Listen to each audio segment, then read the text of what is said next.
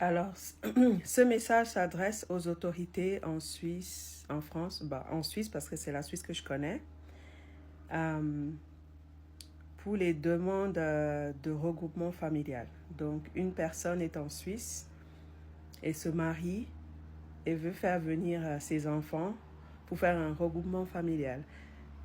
Est-ce qu'il y a un suivi des enfants, des parents, quand il y a ce regroupement qui se fait, ou c'est seulement au niveau des papiers? Je demande ça parce que ma mère, elle a fait ça, elle a fait un regroupement familial. Ça faisait 3 ans qu'on ne l'avait pas vue. Nouveau sur la chaîne, n'oubliez pas de vous abonner et d'activer la notification pour ne rater aucune de nos prochaines vidéos. Je demande ça parce que ma mère, elle a fait ça, elle a fait un regroupement familial. Ça faisait 3 ans qu'on ne l'avait pas vue. Moi et ma petite sœur, on était au Cameroun. Elle était en Suisse et elle a épousé un monsieur. Et tout d'un coup, il fallait qu'on vienne en Suisse. Donc, les papiers sont sortis, on atterrit. On a une mère qui n'avait aucun lien avec ses enfants, qui n'était pas intéressée à en créer. Et on se retrouve avec un beau-père pédophile dans le foyer. Et on n'avait nulle part où aller parce que si on parlait, on trahissait notre mère qui n'allait pas avoir ses papiers parce qu'il fallait qu'elle attende quand même 5 ans dans le mariage. Et nous, on a été abusés par ce beau-père pédophile en fait.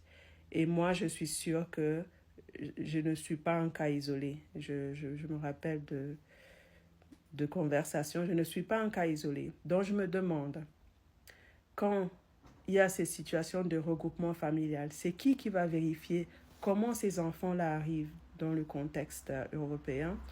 Comment, si ces personnes qui font venir ces enfants sont aptes à être parents, c'est qui en fait qui vérifie? Je demande ça aux autorités, aux assistantes sociales, aux autorités de la loi sur la violence dans la vie, toute personne qui peut avoir des idées sur comment on fait le suivi de ces enfants, parce qu'il y en a quand même, il y a beaucoup de personnes qui subissent ça, ou des personnes qui font le regroupement familial.